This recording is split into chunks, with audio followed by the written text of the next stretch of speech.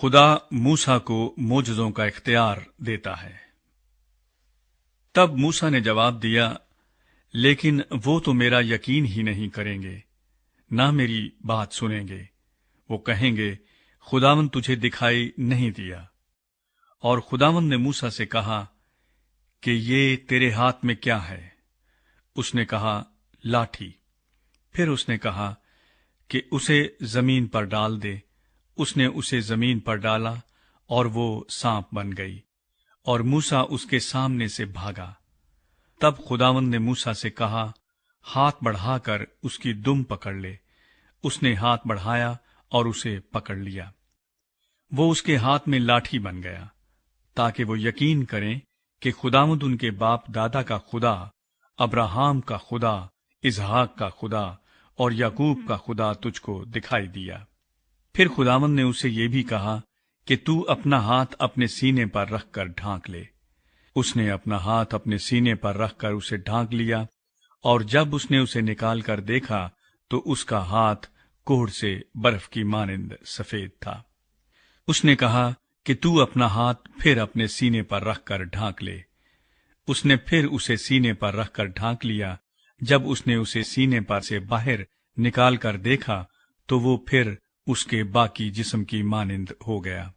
اور یوں ہوگا کہ اگر وہ تیرا یقین نہ کریں اور پہلے معجزے کو بھی نہ مانیں تو وہ دوسرے معجزے کے سبب سے یقین کریں گے۔ اور اگر وہ ان دونوں معجزوں کے سبب سے بھی یقین نہ کریں اور تیری بات نہ سنیں تو دریا کا پانی لے کر خشک زمین پر چھڑک دینا، اور وہ پانی جو تو دریا سے لے گا خشک زمین پر خون ہو جائے گا۔ تب موسیٰ نے خداوند سے کہا، اے خداوند، میں فصیح نہیں، نہ تو پہلے ہی تھا اور نہ جب سے تو نے اپنے بندے سے کلام کیا، بلکہ رک رک کر بولتا ہوں اور میری زبان کند ہے۔ تب خداوند نے اسے کہا کہ آدمی کا منہ کس نے بنایا ہے، اور کون گونگا یا بہرا یا بینا یا اندھا کرتا ہے؟ کیا میں ہی جو خداوند ہوں یہ نہیں کرتا؟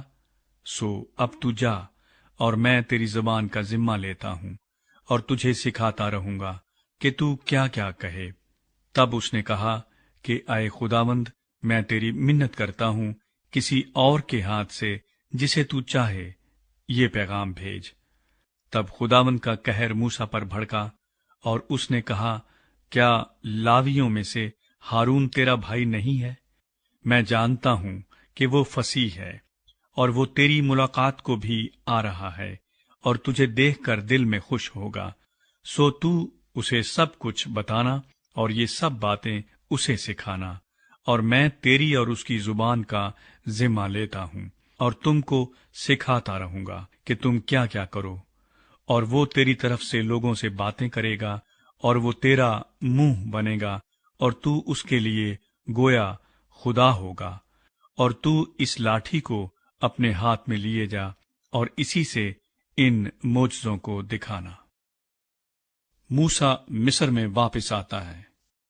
تب موسیٰ لوٹ کر اپنے خسر یترو کے پاس گیا اور اسے کہا کہ مجھے ذرا اجازت دے کہ اپنے بھائیوں کے پاس جو مصر میں ہیں جاؤں اور دیکھوں کہ وہ اب تک جیتے ہیں کہ نہیں۔ یترو نے موسیٰ سے کہا، سلامت جا۔ اور خداوند نے مدیان میں موسیٰ سے کہا کہ مصر کو لوٹ جا، کیونکہ وہ سب جو تیری جان کے خواہاں تھے مر گئے۔ تب موسیٰ اپنی بیوی اور اپنے بیٹوں کو لے کر اور ان کو ایک گدھے پر چڑھا کر مصر کو لوٹا، اور موسیٰ نے خدا کی لاٹھی اپنے ہاتھ میں لے لی۔ اور خداوند نے موسیٰ سے کہا کہ جب تو مصر میں پہنچے تو دیکھ، وہ سب کرامات جو میں نے تیرے ہاتھ میں رکھی ہیں فرعون کے آگے دکھانا، لیکن میں اس کے دل کو سخت کروں گا اور وہ ان لوگوں کو جانے نہیں دے گا۔ اور تو فرعون سے کہنا کہ خداوند یوں فرماتا ہے کہ اسرائیل میرا بیٹا بلکہ میرا پہلوٹا ہے، اور میں تجھے کہہ چکا ہوں کہ میرے بیٹے کو جانے دے تاکہ وہ میری عبادت کرے، اور تو نے اب تک اسے جانے دینے سے انکار کیا ہے۔ سو دیکھ، میں تیرے بیٹے کو بلکہ تیرے پہلوٹے کو مار ڈالوں گا۔ اور راستے میں منزل پر خداوند اسے ملا اور چاہا کہ اسے مار ڈالے۔ تب سفورا نے چکمک کا ایک پتھر لے کر اپنے بیٹے کی کھلڑی کاٹ ڈالی اور اسے موسیٰ کے پاؤں پر پھینک کر کہا، تو بے شک میرے لیے خونی دلہا ٹھہرا۔ تب اس نے اسے چھوڑ دیا۔ پس اس نے کہا کہ ختنے کے سبب سے تو خونی دلہا ہے۔ اور خداوند نے ہارون سے کہا کہ بیابان میں جا کر موسیٰ سے ملاقات کر۔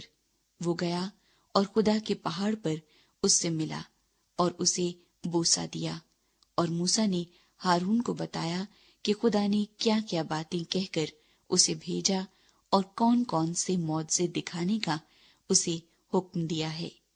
تب موسیٰ اور ہارون نے جا کر بنی اسرائیل کے سب بزرگوں کو ایک جگہ جمع کیا، اور ہارون نے سب باتیں جو خداوند نے موسیٰ سے کہی تھی ان کو بتائیں اور لوگوں کے سامنے معجزے کیے۔